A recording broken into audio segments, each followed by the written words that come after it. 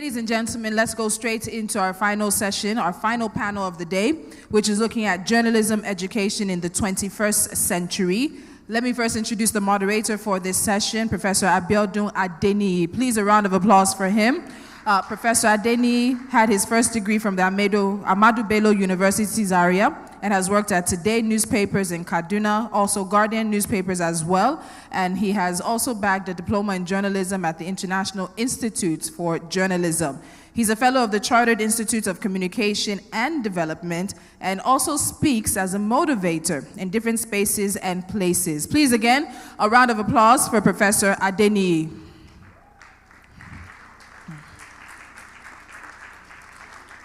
Also joining this panel, I have Professor Audrey Gadzekpo. She is a professor of communication studies at the Department of Communication Studies and also former dean of the School of Information and Communication Studies, University of Ghana. She has 30 years of experience in teaching, research, advocacy, primarily on media, gender development, and governance issues. Please, a round of applause for her as well.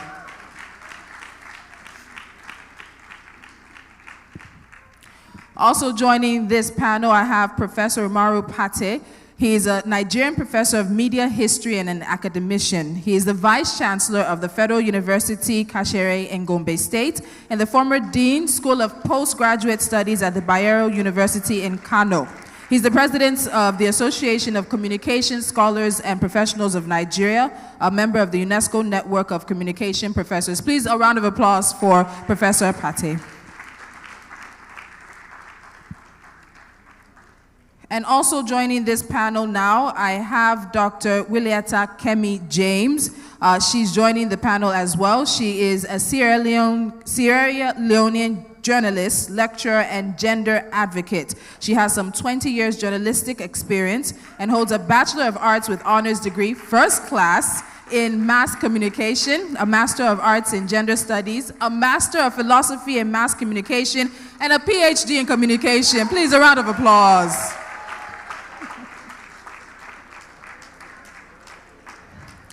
And finally, but not least on this panel, I also have Mr. Idris Akinbajo. Mr. Idris Akinbajo is a multi-award-winning Nigerian investigative journalist, which has his stories focusing on exposing corruption, human rights abuses, and the failure of regulatory agencies. He is currently the managing editor of Premium Times. Please, once again, a round of applause for all my panelists as they are on this panel. We're looking at journalism education in the 21st century. Please, let's give them our attention and, of course, our time. There will be opportunity for question and answer before this panel wraps up as well. Ladies and gentlemen, it's over to our moderator. Yeah, thank you very much, moderator. Very distinguished ladies and gentlemen. Good afternoon. And of course, like the panel has been well introduced, it's a started one, a repository of journalism knowledge, both in the past and the present. I need no elaborate introduction anymore. I have guest practitioners, Professor Andrew Gadzekpo, of course, one of the most cited scholars in journalism in the West African sub-region. Umaru Pate, household name, first Nigerian professor of mass communication north of the Niger. Until recently, the leader of the reform that went on in mass communication studies in this country. He's a professor of professors, a teacher of teachers, and of course, we'll benefit from him this afternoon. Dr. Williette James is no less experienced, very vast, from the famous Farabi College in Sierra Leone. Look forward to savoring, benefiting from a wealth of experience, man. And of course, Idris Akinbajo, life in practice. Well, we are hearing from theoreticians, I beg your pardon. Of course, he will come in from the angle of practice, if you want. And here I am as the moderator. Ladies and gentlemen, my job is simply to open discussion on the question of journalism education in the 21st century. And we know very clearly it's a very topical issue, very, very important issue, very germane in the light of the revolution going on that is tweaking the space of communication and confusing meaning, no thanks to the rise of communication technology. Yes, we have to celebrate. We have to be celebratory about the rise, but of course the onus is on us to contextualize it. And beyond contextualizing it, how do we train and retrain ourselves faced with the rising question of so-called citizen journalism and the obfuscation of fact, which I'm sure has been featuring all day in this conference, the question of misinformation, disinformation, malinformation, and if you like, infodemic, according to WHO. All these things are happening, and we have to put them in context at the level of the practitioner. Who should the practitioner be? And what kind of training should the practitioner have in the new times that we are in? And faced with the fact that the future is gradually also coming upon us, the Internet of Things, artificial intelligence, and of course, hypertext document, confusing world. What training should we have in this century? It is over now, ladies and gentlemen, to my panelists, very qualified people to deal with this question. And by the powers conferred on me as the moderator, I think I want to start with Akinbajo from my right. Thank you. A round of applause for him, please.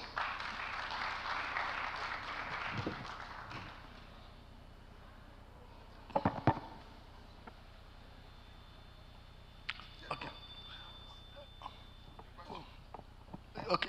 Yeah, just respond to the question, what kind of training do you think the journalists should have in the new world that we're in, where all sorts, directly or indirectly coming into the profession, masquerading as citizen journalists, or who are ordinarily empowered by the possession of the smartphone, and they think that they can obfuscate meaning, confuse reality, shape knowledge, in the way they think, against the background of our understanding of journalism as reporting the truth, evidence-based facts, and of course, evidence-based facts, so that you don't run foul of the law. Yep. Thank you very much. First, I think the organizers set me up by putting me amongst professionals. However, as a practitioner, I must say that one of the things that we in the media industry who practice see is that there is a lot of gap between the skills journalists need outside of classrooms and what they are taught in many classrooms in West African universities. We see that gap a lot as employers, as media managers.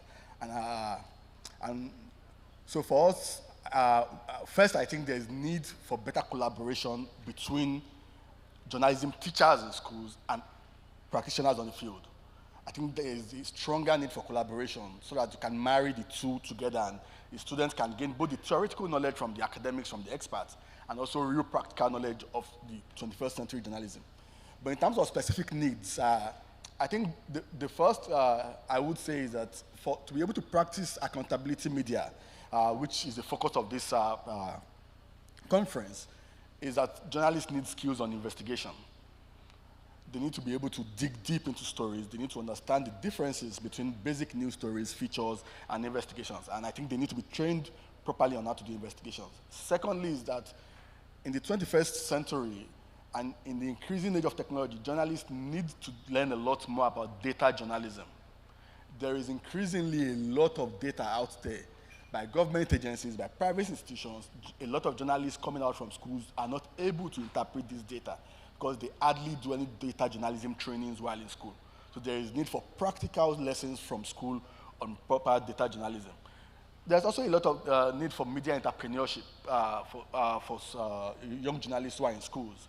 There is need to help understand that the media industry is changing and media sustainability needs to be taught right in school so that journalists who are coming out from schools know the reality of what they are coming to face, that the media is challenged in terms of sustainability, and how they, even if they decide to set up their own independent media, are they able to do this? How do they plan to fund it? How do they hope to sustain it?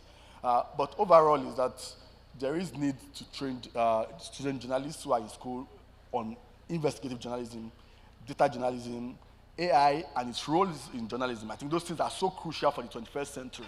And I practically think the way to achieve a lot of that is for there to be better synergy between academics who are teaching journalism and practitioners on the field who can help the students understand the practical things that they're going to experience when they leave school.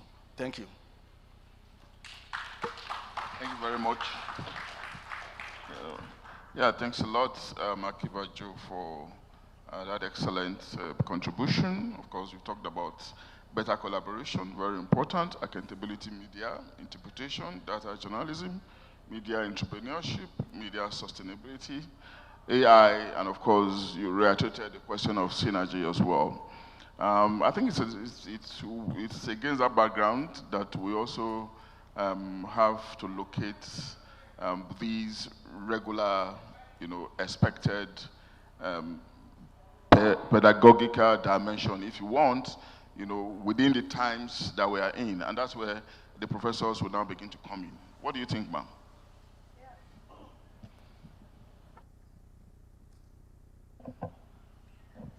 I think the starting point of the conversation is a very important one, because we have to begin to listen to the needs of the people who are practicing in the field. And so a good question for us to ask ourselves as journalism educators is, are we meeting those needs? And if so, how are we meeting those needs?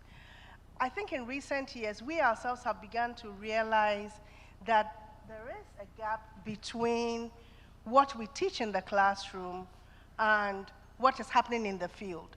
I don't believe that we can fill all of the gaps. I think that some of the gaps will necessarily be filled when people get into the newsrooms. However, we need to speak to the expectations of the industry. And we can start doing that by stronger collaboration. In my country, Ghana, the Accreditation Board, which authorizes programs, has a prerequisite that before you mount a new program, or if you are revising old programs, you ought to show that you have engaged the industry. And that is forcing a lot more media educators to engage the industry on a formal level. But that only happens once in a while. We need to engage a lot more, and perhaps we do that a bit more informally. After all, we tend to be the resource persons when there are training programs, for example, for media practitioners. How are we changing our curriculum? We're changing our curriculum by contending with the fact that there's, again, a technological development. As was noted, I think earlier on today, media is underpinned by technology. So every once in a while, the technology that underpins media is going to change, from the print to the broadcast, radio, television, internet, social media now, AI now. So we have to contend with it. We have to follow those trends. And also the fact, very important, that the platforms are collapsing. So, for example, in my institution, where we used to have broadcast journalism, print journalism, online journalism, we've collapsed it. We now have multimedia journalism that can contend with all the ways in which you ought to engage with the multiple platforms. It's not enough to teach students in silos. I think the industry wants students who can do both print, broadcast, understand audio, understand the internet, and understand how to gather news and information and use and disseminate it on multiple platforms. I have to confess that today when I was listening to the earlier speakers, I said, you know something, we are not contending enough in the classroom, at least I know that me and my colleagues are not, with how students can use social media for news. In the theoretical classes, we tell them that's possible. But in the practical classes, in our journalism courses, we are not interested in teaching them how to use Instagram, That's one. Two, we ourselves need to retool. because a lot of professors are not, in a more practical way, engaging with the developments in the field. They do that in a theoretical manner. In other words, because we have to read and research, on a theoretical level, we understand that changes are going on. But on a practical level, how do we translate them into our courses in ways that matter to students? So yes, you're absolutely right. We need to contend a little bit. However, I will absolve her to say that there are also capacity building opportunities when people go into the field. And as our conversations progress, we need to contend with that. And the last point I'll make, and I hope the chair will give me more time to elaborate on it, is what our research agenda has to be. What should our research agenda be in order to inform our classroom practices, but also inform policy and also inform the industry? Thank you very much, Prof, for taking it from where Idris stopped, by emphasizing the need for a synergy, between the town and the gown. And of course, you also highlighted the question of filling the gap. What do practitioners need, and how do we change? How are we trying to change the curriculum?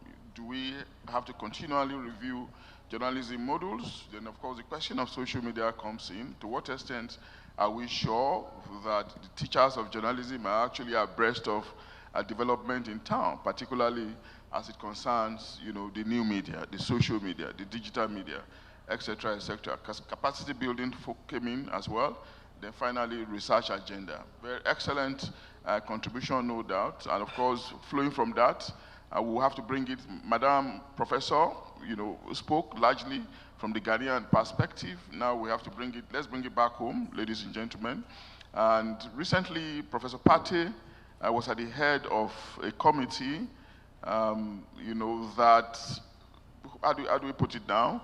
That changed the mass communication curriculum in this country, and of course was eventually injected into the new CC Mass by NUC.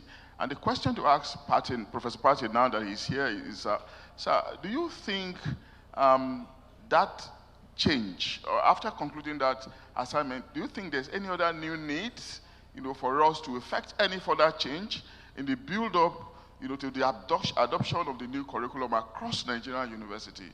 And I ask this question because of the continuous changes, happening because of the evolution of technology, as the case could be. What would be your opinion, sir, if you are asked what more change do you think we can inject, or do you think that we should just stop at the last one, as the case, the last curriculum, which you superintended? Thank you, Prof. Thank you very much, Professor Adeniyi. Well, you know that everything about life is dynamic. Nothing is static, certainly not journalism or communication. One of the most dynamic industries in this world is the media sector. Communication is very, very dynamic in every sense of the word. Now, before 2017, many of us were getting worried about the quality of stuff that we offer our students in the universities and maybe polytechnics. We were worried about the curriculum against the backdrop of evolution in contemporary media industry. I have been fairly involved in UNESCO activities at different levels globally, and the World Editors Congress, and some few other platforms. And each time I attend a meeting of any of these bodies, the kind of things I hear, the kind of things that I see, it really challenged me. In 2017, we started the process of re-examining and reviewing the Nigerian media curriculum, media and communication curriculum. In doing that, we brought in as many stakeholders as possible. UNESCO was represented by the head of UNESCO Communication Office in Paris. He was with us here in Nigeria. The media industry in Nigeria was represented. The civil society sector was represented. Regulatory bodies like the Nigerian Broadcasting Commission, National Press Council, NIPR, the Advertisers Practitioners Council, as well as, of course, the NUC. We were all involved, and of course, communication teachers, whoever that mattered in communication education in this country was part of that process. It took us almost 2 years, but for COVID, then we took a comprehensive and clinical examination of what we have been teaching in this country. We also looked at the evolving trend globally and also took note of what universities outside Nigeria are also teaching. At the end of the day, we agreed that, look, we have to change. One, with the advent of the internet, there is a space for digital communication, and digital communication has completely changed or revolutionized the practice of journalism globally. We must be part of that trend. We can't afford to remain at this station. Number two, the nature of politics evolving globally, not only in the US where at that time issues of fake news, hate speech and all of that were being emphasized, but even locally, we were seeing serious emergence of populism politics in this country, where emotion overrides understanding and objectivity in public policy. Then issues of conflict at the global as well as the local level. Terrorism was becoming an issue in Nigeria, all sorts of conflicts, intra-community conflicts, all sorts of things that were destabilizing society. And in all of this, you cannot extricate journalism. Then you look at the socio-economic system generally. So when we took a comprehensive examination of all of these trends, we realized that we just must review. So we convened. One, we brought in the issue of multidisciplinary approach. Journalism is no longer just an issue of teaching students about how to write and report only. You have to take note of other disciplines and see how they affect and influence journalistic processes. Then issue of being mindful of the economic situation in Nigeria and globally. So we now decided to unbundle what you could describe as mass communication into 8 new disciplines: BSc Journalism, BSc Broadcasting, BSc Development Communication, BSc Advertising, BSc Public Relations, BSc Film and Multimedia Studies, BSc Strategic Communication, and BSc, is it Broadcasting, or one other I can't remember. So 8 new programs. Now, in these 8 new programs, there are cross-cutting issues all across. One, with the advent of the internet, journalism has become democratized, limitless opportunities are being created, but profound problems are also emerging that must be addressed, that are challenging or that are existentially challenging to the survival of journalism. So we now identified the issues. One, at least within the Nigerian context, you have funding. Globally, funding is becoming a challenge because of the emergence of the platforms. Money that should ordinarily go to journalism is now going elsewhere. So survival has become an issue. Equally, you have new owners of media organizations that in the past were not there, are now emerging. With little money, you can now become a media owner. Internet is there for you. You don't need to set up a big establishment like the NTA, FRCN, or some radio stations. With your small money, 2, 3 of you, you are on the internet and you are in business. You are now challenging the big establishments where a lot of money has been sunk and people have been employed. So there is a challenge for media funding. So how do we now train students who can graduate and not only know how to report, become excellent editors, but they must also have the skills for making money for their organization to survive. One, they can be on their own. 2, they can become productive staff in any media organization. Hence, we have come up with a course or with courses in media economics and management. Simple. It is often said in journalism, economic independence determines editorial independence. Therefore, you cannot survive if you do not have the money, at least not independently. So this is for funding.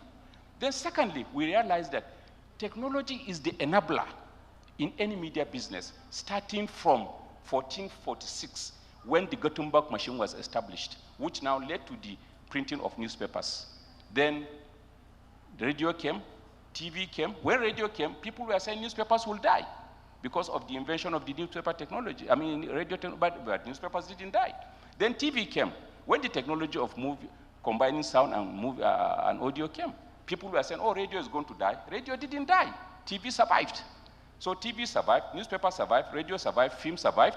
Now the era of the internet has come, and it has created the opportunity of convergence. And people are now predicting the funeral of radio, TV, and newspapers. But all the same, they are still struggling to survive. And because they are struggling to survive, they have to remain, at least for our boys to be employed. So how do we now come up with policies? I mean, how do we come up with some creative ideas that will help us to adopt to these technologies? Even if we cannot manufacture, but at least we should be able to domesticate these technologies that are invented elsewhere and be in control of the technologies. So our new courses are also focused on addressing this. The third element is that of content. While technology is the enabler, content is the window that connects the media to the world.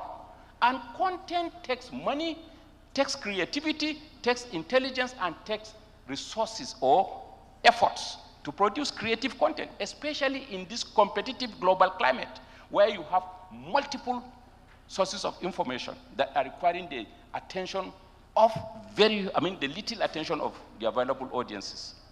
So we are now also training our students towards producing audience-concentric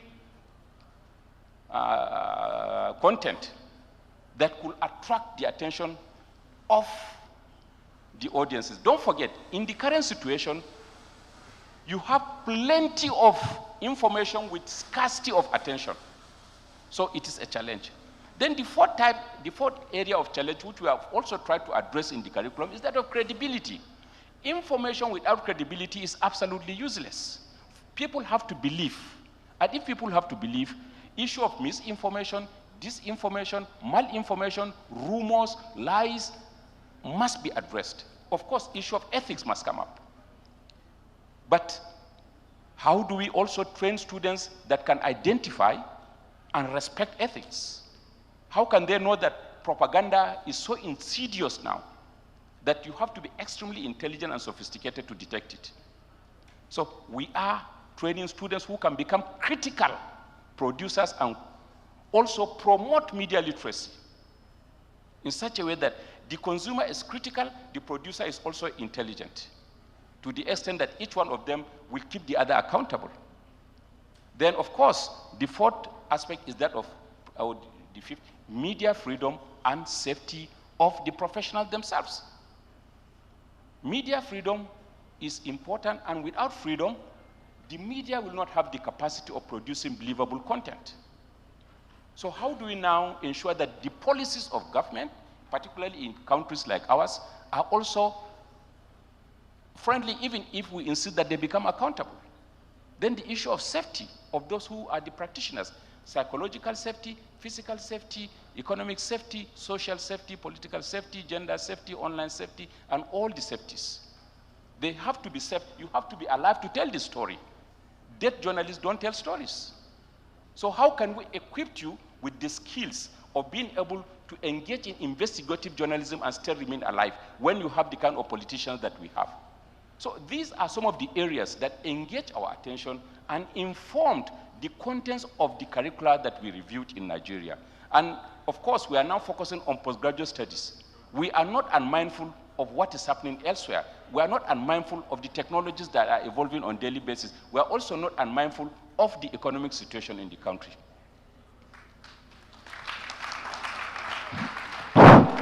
Thank you very much, Prof. Of course, I was not expecting anything less. It's going to be very Herculean for me to summarize Professor's contribution. You know, he's giving us a complete helicopter view of everything that we should be discussing. And that's typical of him anyway. Not many people will also remember that he's a vice chancellor of a university. And even at that, he has refused to join the bourgeois class. He's still with us in the working class group. Thank you, Prof, for all you do. And we'll take it from there. You reminded us of quite a number of things. That, of course, journalism, communication is integrated into the system that we are all in. It's cross-disciplinary. And that was what hallmark, the philosophy behind the revolution that you carried out in Nigerian mass communications pedagogy. I think we'll just stop at that. Finally, you were talking about, very importantly, about the manipulation, the confusion of meaning, confusion of reality that we keep talking about, using different kinds of application, deepfakes, etc., artificial intelligence, etc., which we are all very familiar with to a very large extent. Now we're going to proceed from there, from where a professor stopped, and bring in another erudite scholar, Dr. James. Dr. James will tell us what she thinks. What do you think that the journalist, the trained journalist, what difference do you think we can actually establish between the trained and the untrained? And the untrained will include the closet nymphomaniacs, the closet psychopaths, those who enjoy the instrument of the smartphone, doing different kinds of mischief through that instrument and calling themselves citizen journalists or media influencers on her personality. I'm sorry, some of them are credible, some of them are positively inclined, no doubt, but a lot more are on the other side, I'm afraid. What do you think, Dr. James, how do you think the trained journalists can actually be different, from these new clusters of mischief makers, as the case could be? Thank you very much for the question. I have been in a situation where we were at the height of professionalism in Sierra Leone. And because what we had was, we had a situation where only school dropouts were journalists. So that was the situation we had. So you find out that those who did not have the qualification to go into university, they all stormed the media. And it was a chaotic state because then we did not have any form of training, any form of academic training. The kind of trainings that we had were trainings from, people who would come, like Thompson Foundation would come and give trainings to journalists, and those sort of things. So in 1993, we started the, Bernadette Cole started the, wrote a proposal for formal training at the university. So the reason I'm prefacing that because I'm trying to show you, the state of unprofessionalism and professionalism. Now, during those times, we had journalists who did not know how to report war. We were faced with a certain kind of war. We had journalists who were very unprofessional. They had been through war, and they were raw. And imagine all these things that were happening, castigating people, libelous articles, defaming people. Then we had the obnoxious libel laws that prevailed. That was the situation that we were in. And, but now you see that journalism education has advanced in Sierra Leone, well advanced to a certain extent, in that we have a certificate program, diploma program, and we also have up to PhD programs now. And but the problem that we have is not much journalism graduates go into media practice. That is a big problem in Sierra Leone. So the situation where you have, so we still have a whole bunch of untrained journalists, well, untrained, but not much training, but they are causing problems in the media. So the difference you see is that when students go into journalism education, when we churn out the graduates, at the end of the day, they know what ethical principles are. They know how to apply principles of accuracy. They know what confidentiality is. They know how to guide their interviewees, as to what is on the record and off the records. And these are things you will see. So that's how you differentiate a professional journalist from a non-professional journalist. Because the unprofessional journalist, would not turn a blind eye to brown envelopes. The unprofessional journalist will accept brown envelope. The unprofessional journalist will kill a story for any sum of amount that you give to that person. And we have a situation where you have a media where the tools that the journalists should have to execute or to go on their profession, to practice their profession, are not available. So you see journalists wallowing in unprofessionalism because of what they can get from those who, have the financial means to give them money to kill the story. So these are some of the experiences that we have in Sierra Leone, where you see, the glare on professionalism just because journalists, are poor. There's something, like I said in the last session, Professor Richard Mbayo talked about poverty in the media, and that is what we face in the media in Sierra Leone, that the media in Sierra Leone is poor. So you have a lot of journalists who are not paid. They are just there going out for stories and getting, paying themselves in the media. And then you have journalists who are trained and who are paid. So, the difference is glaring. You can see it, that these ones, they are just there for what they can get. So that's the difference. Thank you very much for that very brilliant contribution. And of course, you've given us the basis to proceed to the next round of questions, which panelists will respond to. And they will just spend 2 minutes or maybe a minute responding to the next round of questions before we go to the audience. The audience will then be free to ask the experts questions that might be agitating your minds. And of course, Dr. James talked about the elephant in the room, corruption, which I think Professor Pate mentioned earlier too. The question of ethics, how do we enhance ethics in the profession such that we can, we can be further differentiated from the pack of the wannabes, if you want, from the pack of the mediocres, those who misunderstand the concept and practice of journalism, who do not understand the nobility, the dignity of the profession, how respectable and reputable it should be, but just enjoy doing what they are doing, even though they are doing lots of harm to the process, to the information value chain. So how do we get ourselves to grow in terms of ethics? How do we make it reflect in our everyday practice of the trade? That's the question I'm going to ask now. You have just a minute and 25 seconds to respond. I'll start with you, Idris. Thank you. I think that it's a difficult but very important. It's a difficult but very important issue you raised about ethics. I think it's something that people who are sincere about the happenings within the media sector in Nigeria are concerned about. And not just in Nigeria, in many West African countries, because this is a West African conference. I think the corruption in the Nigerian media is so pervasive that sometimes, personally, I wonder if the police is actually more corrupt than the Nigerian media itself. So, that's the way I see the corruption in the Nigerian media, from publishers down to reporters. I think it permeates through all the sectors. How then do we address it? It's good that we have academics here who are already thinking about it. I remember I was at one of the programs organized by the CJID for campus journalists.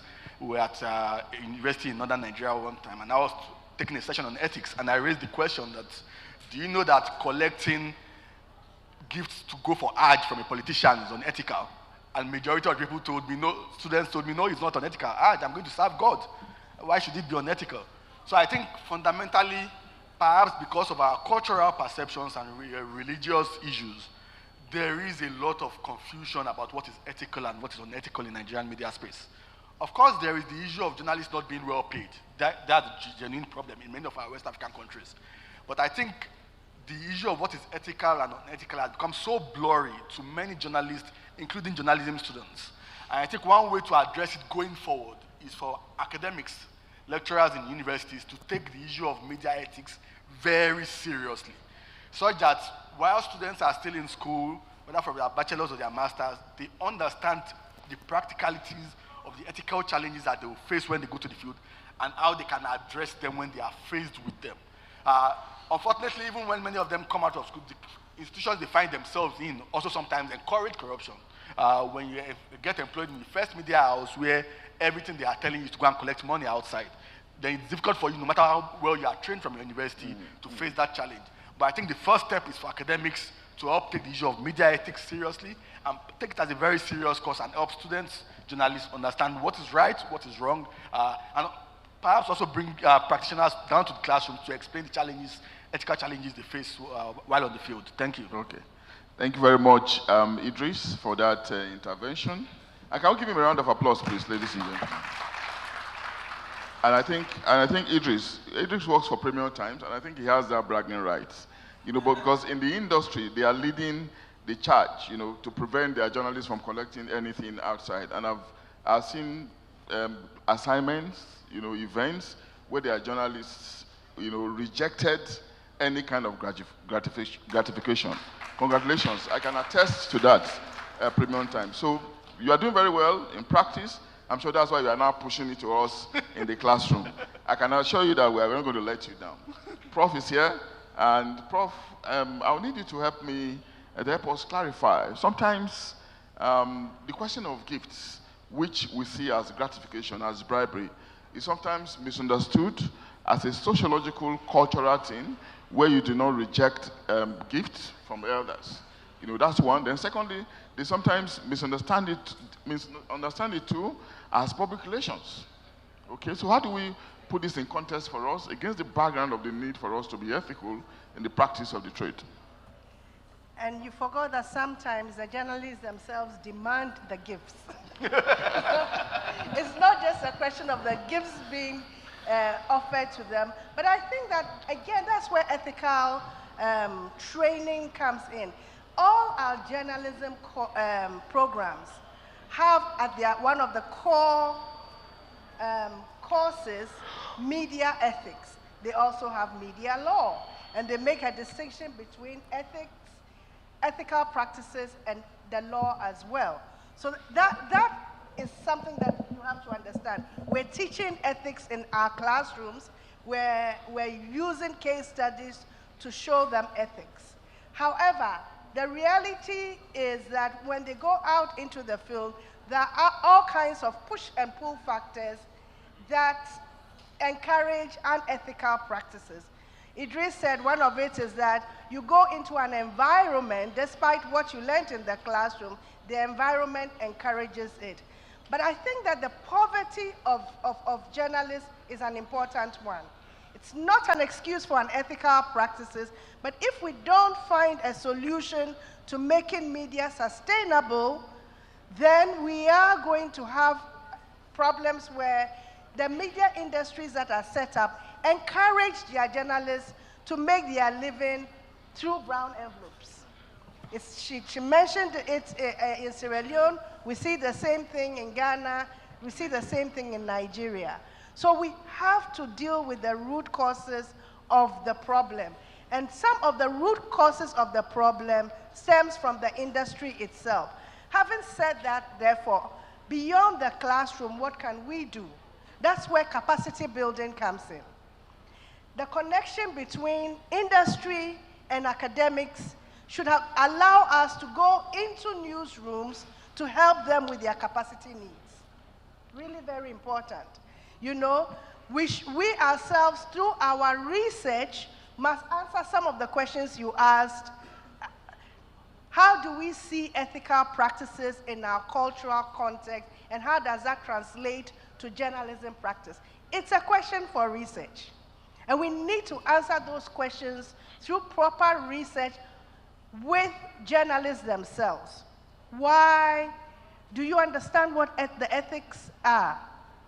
Have you had any ethical training? If you have, how do you interpret such and such a scenario, you know? Because it's one thing telling people you mustn't do A, B, C, D, but you know with ethics, there's a lot of dilemma involved as well. You said if your senior gives you a gift, can you reject it? How do you reject it without feeling as though you are disrespectful within the African context? How do you make sure that you reject the gift, because it's important for you to reject the gift because you have to be independent. Journalism has to be independent of influence. So if you can be politically co-opted or co-opted by big businesses with gifts, then you are compromised. So how do you reject it without burning the bridges, still maintaining relationships with those that you cover so that you can cover them in a robust manner? That's important. And finally, I think that there must be ethical committees, first in the industry, but in our associations, so that there's a certain self-regulation that occurs within the industry themselves. In Ghana, at the beginning of democratization, when the media space opened up, one of the strong committees in the Ghana Journalists Association was the Ethics Committee. And there were occasions where journalists were brought before the Ethics Committee to answer for unethical conduct. But it's sort of gone moribund, which is a problem. We need to revive these ethical committees in order that journalists can better self-regulate. Otherwise, public trust in journalism will continue to be eroded. In 2019, there was an Afrobarometer poll that showed that in Ghana, 2/3 of the respondents thought that journalists were corrupt or somewhat corrupt. And that's not good for the industry. Thank you very much, Professor. There is a popular saying that there are two sets of people you do not want to give the microphone to. Professors, one, and pastors, second. Okay, well, unfortunately, we do not have any option. The microphone will go to another professor who will tell us, Prof, sir, what do you think? You know, in my interaction with students and at trainings that I've been privileged to facilitate, I hear participants say that it's going to be difficult to deal with this thing that we call bribery, you know, because it is ensconced within the larger political economy where there's corruption in the bigger spaces. And of course, if we're witnessing corruption in the larger space, you cannot undermine it, you cannot prevent it from happening at the micro space, you know. If our leaders are doing it, then why are you saying that we shouldn't do it? That's going to be very difficult because insidious is systematic. You know, how do you think journalism, the practice of journalism, can manage its way away from these very problematic beliefs? Thank you very much. Well, you have said it. It is a reflection of our system. I have always, not necessarily defending journalists, but I've almost always asked us to have a bigger understanding of the entire situation. You cannot just isolate journalism or journalists and expect them to become an oasis of cleanliness in a pool of dirt. Now, a student once asked me in the class, sir, why do you punish us simply because we have cheated in tests or because of involvement in examination malpractices, when we could see governors and ministers that have been taken to courts after stealing billions of naira, yet they go there and get permanent injunctions restraining EFCC or any other person from investigating their loots. And here a student, simply because he has cheated in a test, you take him to a university committee, he is taken to Senate and eventually dismissed. And this is somebody that has stolen billions of naira, and this same student is looking and following and reading. So how do you reconcile the two? I simply told him, well, for now, I am in control and I will punish you.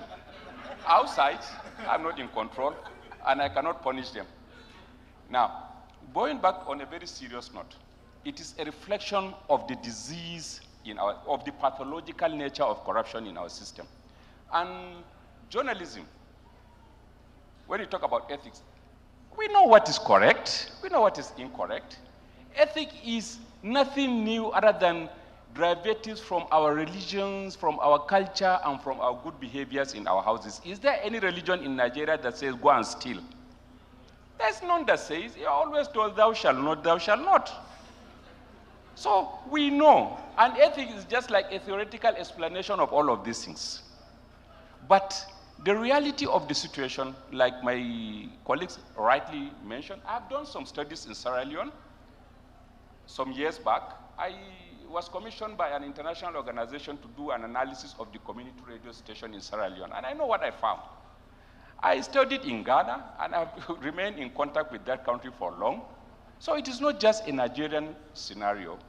It is a general problem, but I always disagree with the fact that poverty and wretchedness are the causes of corruption.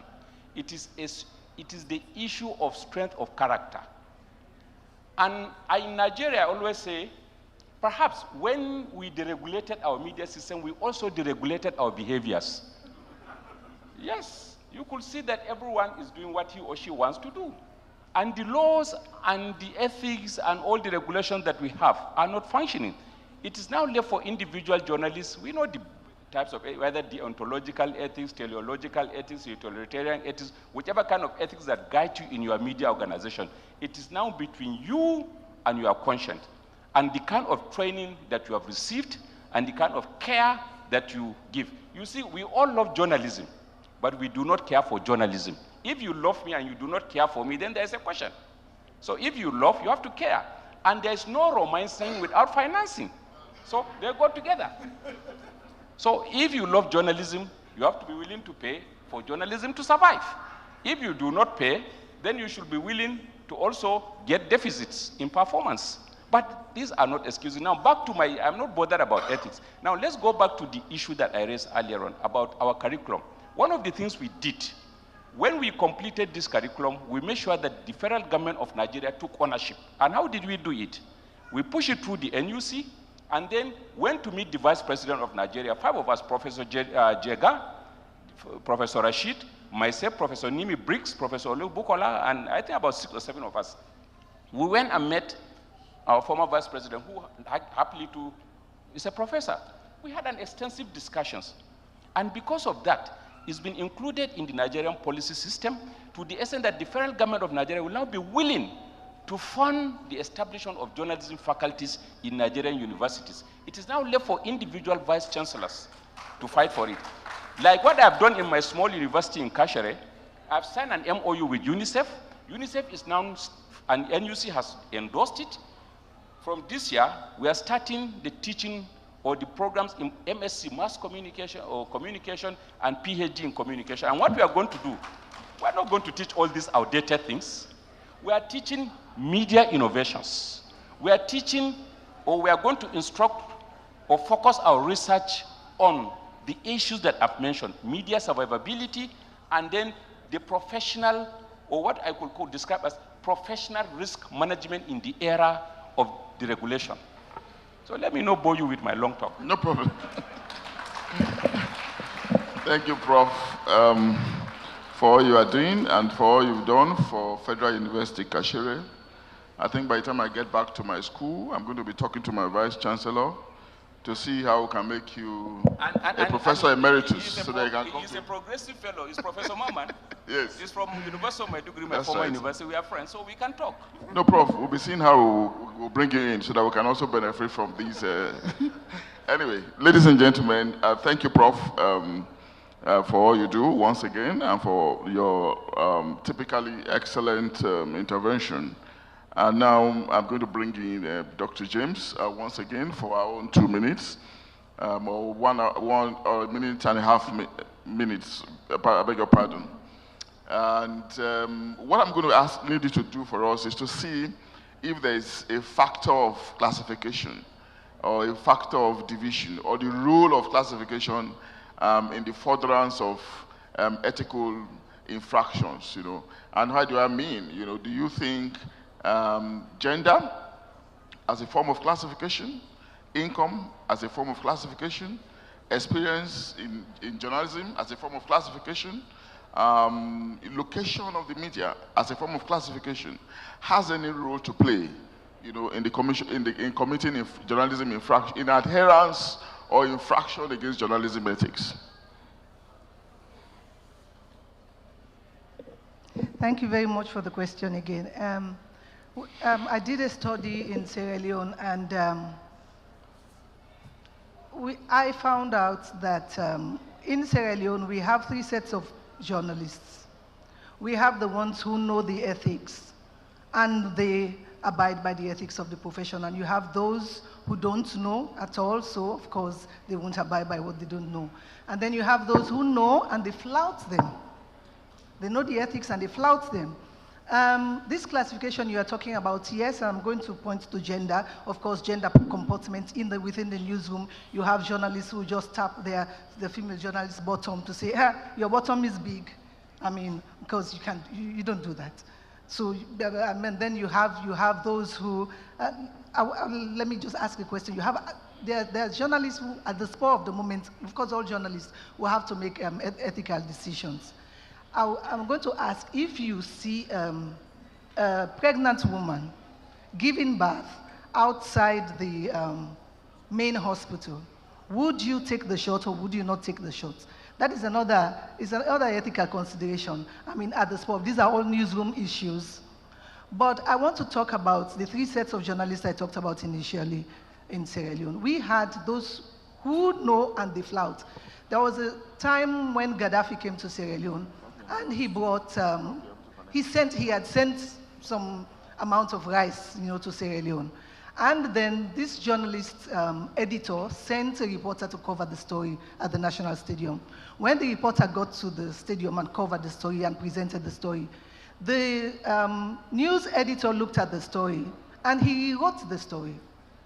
And then the journalist, the reporter, looked at the story again and he said, no, I did not say Gaddafi said he brought this amount of rice to Sierra Leone and he gave this amount of rice to the government. Let's say 1,000 bags of rice to the government of Sierra Leone.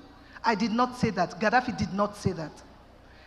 And the editor said, that was what he said. And the reporter said, you were not there, sir. He did not say that, sir. And the editor said, that was what he said. And that thing caused a lot of problems in Sierra Leone, and it even caused change of government in Sierra Leone, that Gaddafi rise. So these are some of the, I'm telling you, so these are some of the issues that we are talking about. So if I should classify them, you have those that are, I mean, newsroom-based. I mean, even within the newsroom, you have those that are gender issues, of course, like the ones I've talked about, you know, like the one I talked about. And then you have, I mean, issues that, I mean, at the spur of the moment, you are out, you're reporting, you have to make those dilemmas, you have to take action, prompt and appropriate action at that point in time. And of course, yes, you have some other issues. I would say, I mean, and I'm going to make a daring statement, that a journalist is not ethical because of the ethical principles that that journalist has learned. The journalist is ethical because of the innate integrity, morals that that journalist have, or that journalist has acquired from society. I want to say that based on what I have seen happening in my country. Okay, thank you very much. It's subject to debate, but... No problem. Dr. James, you've done very well. There might not be any need for debates. Maybe we'll do another meeting for any form of contestation. But your intervention is clinical, and on this note, ladies and gentlemen, the floor is going to be open for us to respond to your questions. There are 2 options. You're already signifying by raising up your hand. The first option is to direct your question at a specific panelist, member of the panel, or you can throw it open such that any member of the panel can respond to you. Yes, let me start with you. I'll come to you, man. I'll come to you after.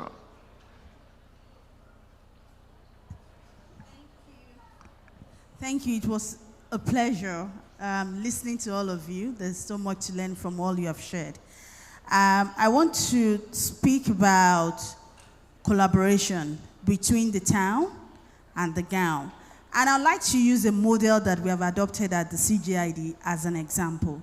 That's our Next Gen program, where we train campus journalists, trying to bridge that gap that Idris identified, about expectations of news managers and what our schools are producing. And we noticed that in doing that over the past 6-7 years, we've conducted our training now in about 30 tertiary institutions across West Africa. And it is a model of training, mentoring, and internship. So we conduct the training. We do not leave the student at the point of training. So we hand them over to mainstream journalists, veterans, and so they start publishing stories even before they leave school.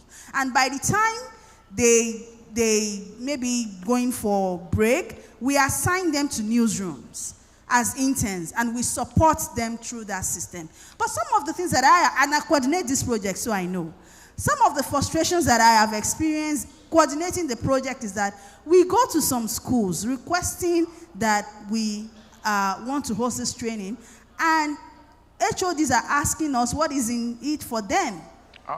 Deliberately frustrating that effort. I hope I'm not among you. No.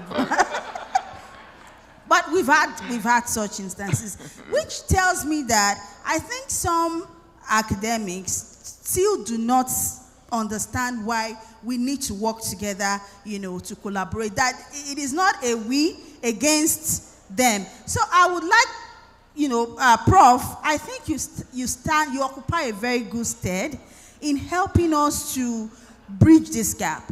Idris had mentioned the need for us to bring news practitioners, media practitioners into the academics.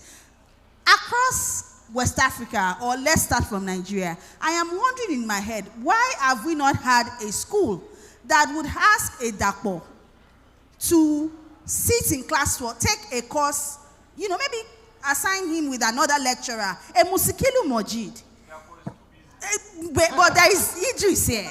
We have not, it's not a model that we have started in Nigeria. It's something that we need to start thinking. So, thank you. So, Prof, I am using this platform, to put you on notice and to say this is something we would like to see. At the CSO, for example, we are mainstreaming academics into our practice. So when we conduct trainings, we bring it because we understand the need for the theory and the practice to meet. That is a culture that the academics also need to cultivate. Secondly, one more thing, sir. Okay. The second one is that in terms of ethics, we need to do a lot more.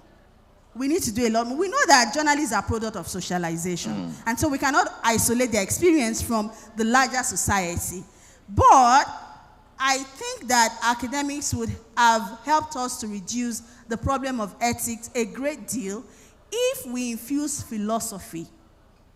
Philosophy, not as general courses. I am a philosopher. I am a trained philosopher. And I see how philosophy has, shaping my mind around the issues of ethics. So I think we should find a way to ensure that journalism students especially are doing core philosophical courses, right from the 100 level through to 400 level. Thank you.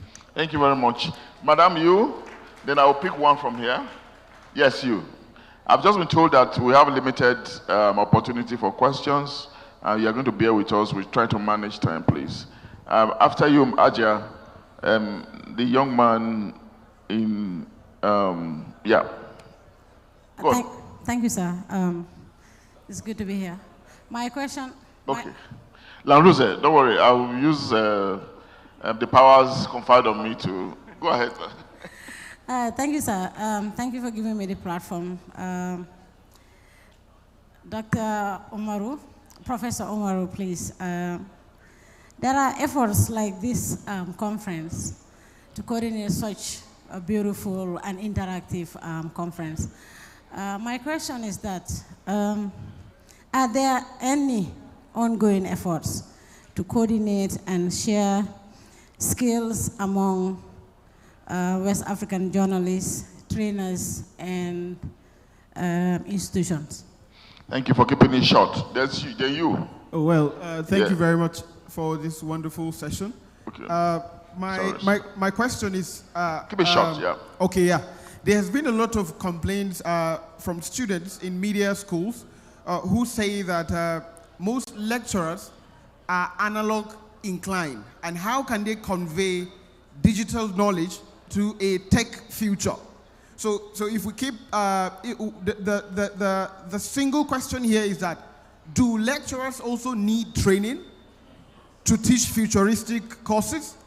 And do we have the heads to carry that knowledge? And lastly, does the media scheme and lecturers, and do we need... Hello, audience, please. Do we need a revamp of the lecturing system, maybe to bring younger people that can carry this knowledge? Thank you very much. Who is your question directed to? All of them, thank you. Yeah, everybody. To all, yeah.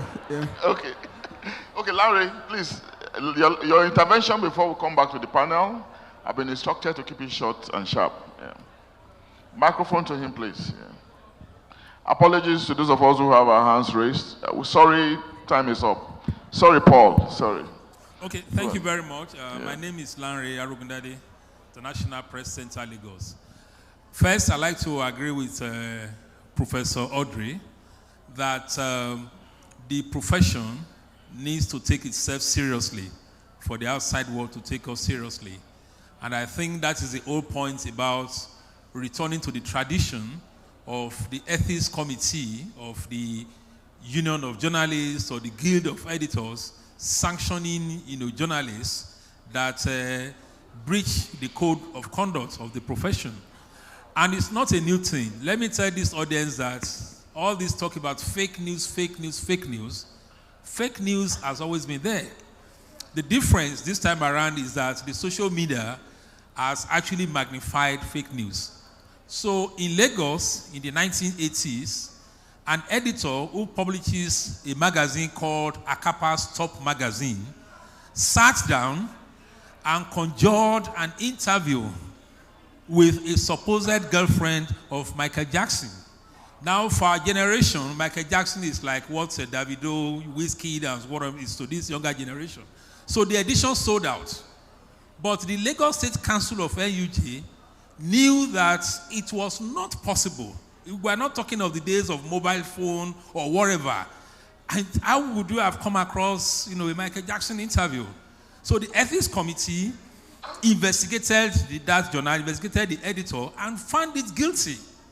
And on the basis of that, that magazine folded up. I think if we do that, it would really, help us. The second point, which is my last point, is that we need to also emphasize to the younger generation that on a longer term, it pays you to be ethical. You see, if you are a brown envelope journalist, Oga Ohi here, who used to head the corporate affairs of NNPC in Nigeria, just told me that he had press release energy correspondents who will send his staff to him and say, go and tell Oga that we are waiting for the press release after it had been distributed. It's another press release they are talking about. In Liberia, they told me it's not brown envelope. Now, when they go to conferences and they are given the communique, then they go back and ask for the communique. But however, that on a longer term, it will not build you. So being ethical pays. And I feel this is where we need to also talk about, professionals who have distinguished themselves. Professor Audrey here, today we say Professor Audrey, I knew her as a young journalist in the 1990s in Ghana. If she had told the line of communique or press release, he won't be a professor. We are in the age of greater opportunities in journalism. I just headed a panel of Women Radio and Wole Soyinka Center for Journalism, or rather I was a member of a panel that rewarded journalists that had excellence in the reporting of women. They went with laptops and the rest of them. If you can just try, nobody will be there with you. Ethics is a matter of your conscience. And if you refuse, in future, if Anohi Alegbe is asked to recommend energy correspondence, maybe for a course abroad, he will think of those who were professional, not those who came back to ask for press release. Thank you very much. Thank you very much, ladies and gentlemen. The microphone will now move back to the panelists. And I'm going to let Professor Pate intervene last for obvious reasons. If there's any member of the panel that wants to respond to some of the posers, please let me know. Idris, Prof. Okay, Prof. Just quickly, I really believe, as Bosola and the other gentleman said, that we really need to bridge the gap. And one of the things is getting people in the industry into our classrooms. Now, I was telling somebody at lunchtime that the biggest issue, and in fact, we communication educators met and said we need to do a paper to our accreditation board, is that they must loosen or they must make exceptions for who can teach in our tertiary institutions. Yeah. Because the accreditation authority says that you must hold a PhD to be a full-time staff member in the university. So that means that we can't get trained journalists with great amounts of experience being full-time lecturers. The only way we do it is we go around it by having them pair with another lecturer, But it's not so cost efficient even for the department. So we're doing a paper to the accreditation board to ask them to loosen that requirement so that in certain instances you can set a maximum number of years that the person has to have experience and other criteria to be sure that the person coming into your classroom is really seasoned and can add value so that we can have them in. We can also have positions like practitioner in practice. So you have a practitioner in practice within your institution that knows. Now the last before Landry, the young man there said, can you get some of those old people out and get some new people in? And I'm like, don't throw us away, okay? but I hear you. What we need to do is to make sure that in our recruitment practices, we carefully look at the competencies that we need, that younger lecturers can bring to the table. Of course, we need to retool. We, the old dinosaurs, we need to retool. But I think that the solution will be to be sure that you identify the gaps that you have within your department and make sure that in your recruitment of new lecturers, young men like that, you can bring them in. So try and finish your PhD so you can come. Thank you very much, Prof. Anyway, okay, Dr. Yes. James? Yes. Okay. Dr. James, 1 minute, then Idris, before Okay. we listen to Professor Pate finally. I think being in academia should not exclude you from practice. I started practicing as a journalist when I was still at the university, and I've been practicing since. And what we do at our university is we bring in guest lecturers who are not academics, but are in the industry to come and teach some modules, to come and take some classes. That is what we do, and we found that effective. And also our journalists, our students, we send them on internships, and we monitor them when they go on internship. So they go and for a certain period of, I think about 3 or 4 months, and they go into the industry and they get experience as to how to write news, as to how to go about all sort of journalism practice. And they come back and they come back refreshed. I have always said, I was talking to Professor Audrey, that some of us academics should be taking time off academia to go into practice.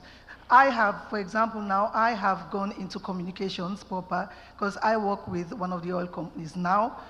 Even though I'm lecturing, I still manage their communications. So these are some of the things that academics should be doing. We should not confine ourselves to academia, confine ourselves to our universities, but we should be going out helping. Because as we go out, for example, when I go out now to NP and I'm managing their communications, I ensure that they have all the gadgets, all the recent equipment, all the 6K Blackmagic cameras. So when my students want to use them, they can come to the National Petroleum to learn how to use them. So, I mean, it's a win-win situation at the end of the day. Okay, thank you very much. Doc, Idris? Yeah, just a little addition to that. I really support the fact that in practicalizing the synergy, universities in Syria alone, like Doc mentioned, are already having the use of guest lecturers amongst practitioners who come to the universities to take lectures. I wish more Nigerian universities did things like that.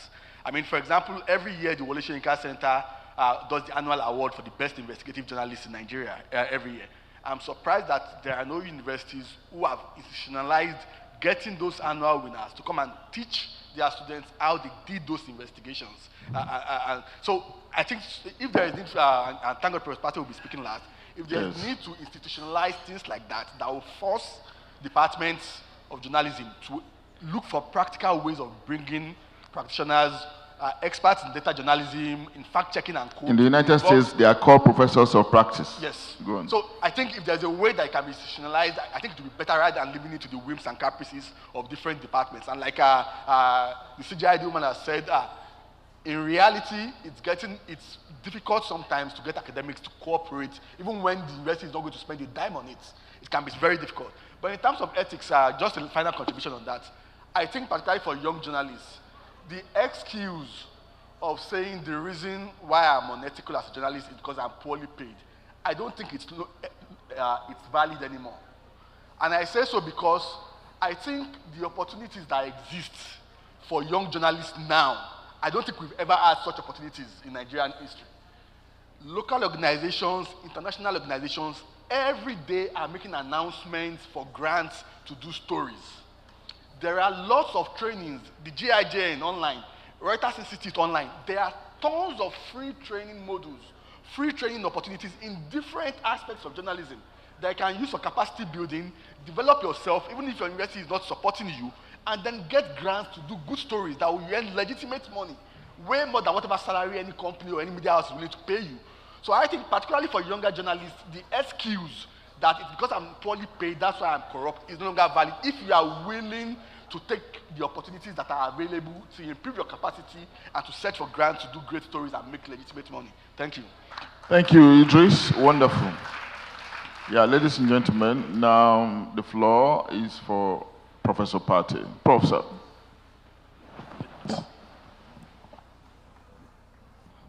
Dr. Adeniyi, I tried as much as possible not to talk about myself personally, but I will have to do it now.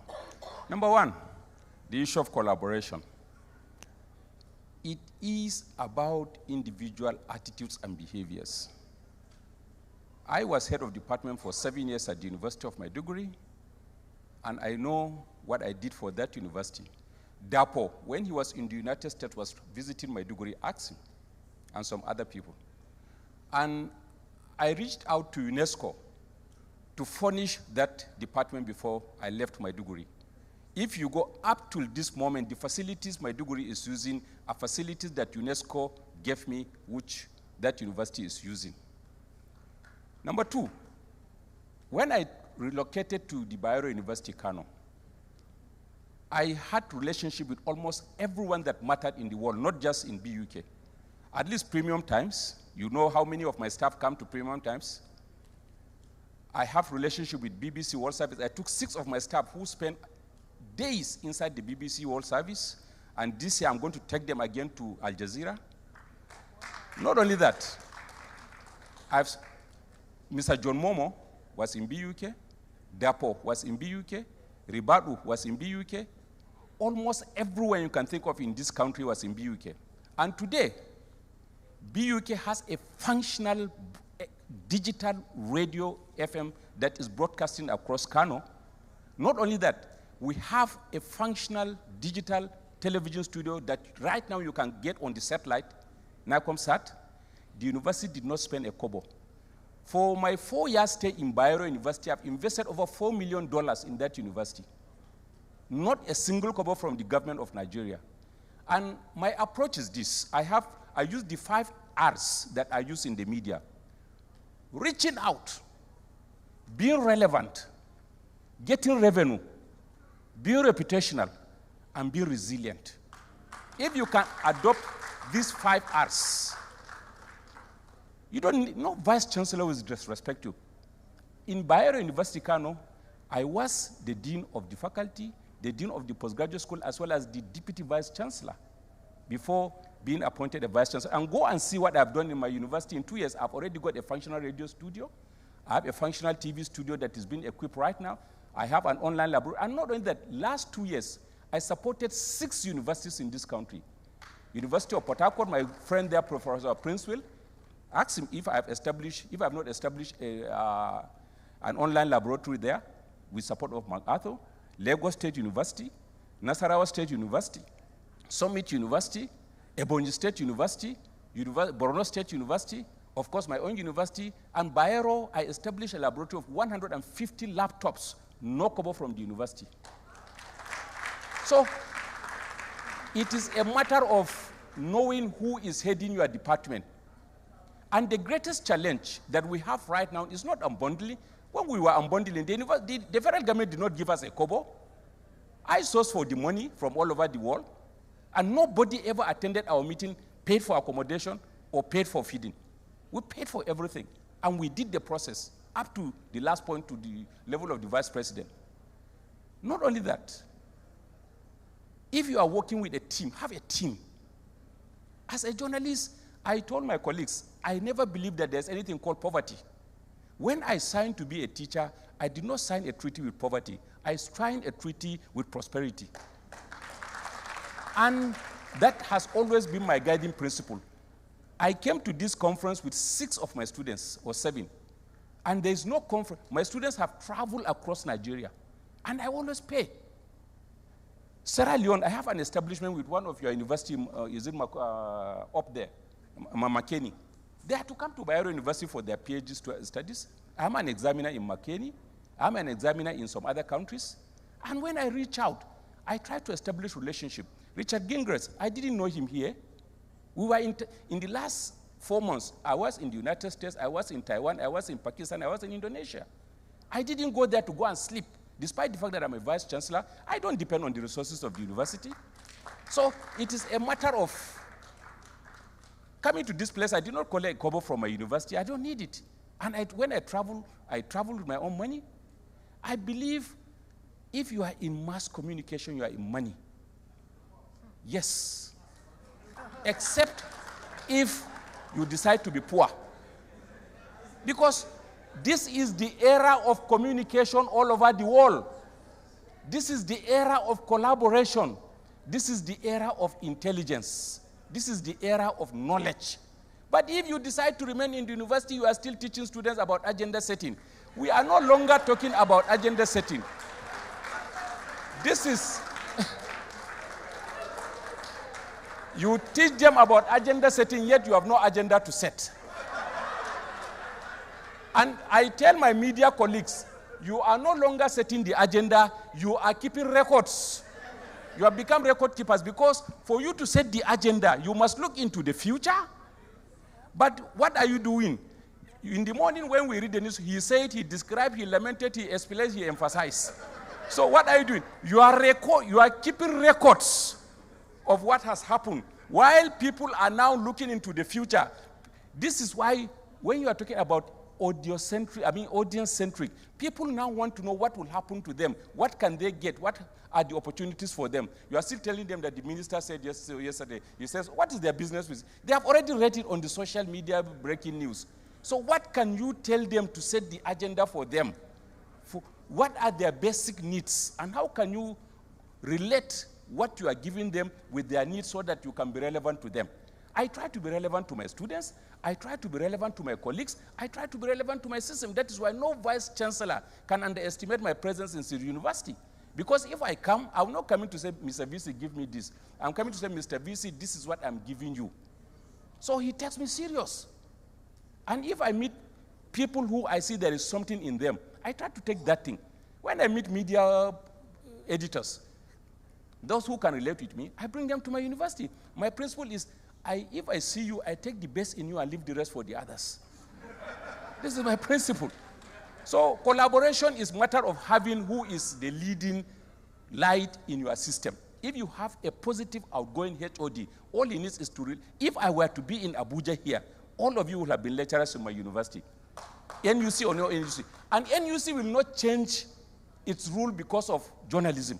Because if you are going, it means you have to change in medicine, you have to change in architecture, you have to change in geography, you have to change in history. Government will not do that. So instead of going there to tell them that, let them now start bringing in editors, no. What can you, as the head of department, as the dean of the faculty, you have to be dynamic and creative in thinking.